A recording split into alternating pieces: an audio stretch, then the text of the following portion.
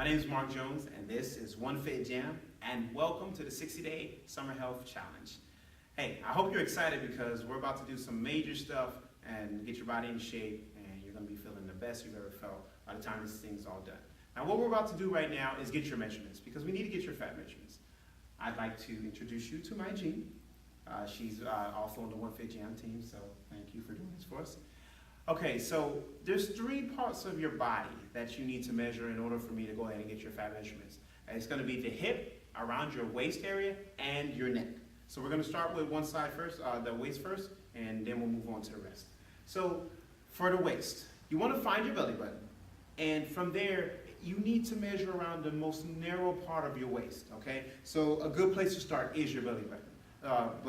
As you come up, you'll find the most narrow part of your waist. For my Jean, it's pretty much the same all the way around. So I'm just gonna ask her to hold this for me as I go around. And as I'm going around, I'm making sure that this is flat, okay? So right now, this is about 26 and a half and a 27. So that is the most narrow part of her waist, and that's the waist measurement.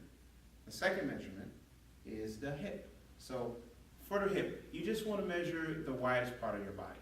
Now, if you can find your hip bone, that's fine. That'll definitely let you know where your hip is. Most people try to measure here, and that's not the hip area, that's the pelvic area, so you want to come down.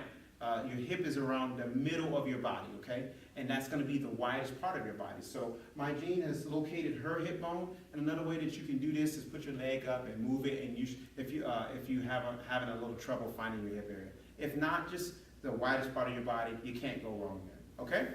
So we find the widest part of our body, and I'm going to tell my Jean to hold this, and then we're just going to come around just like we did for the waist, okay? Come around, and again, I'm making sure that this measuring tape is even. So that's going to be all important.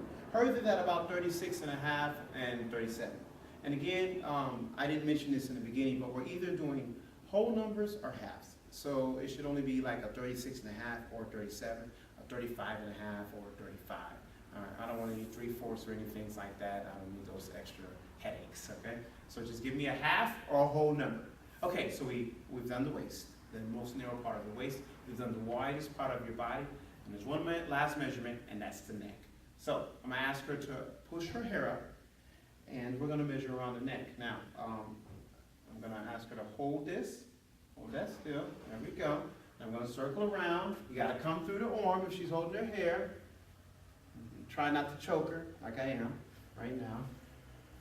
And come around. Now, hers is at about a 12 and a half or 13. All right, go ahead and let that go.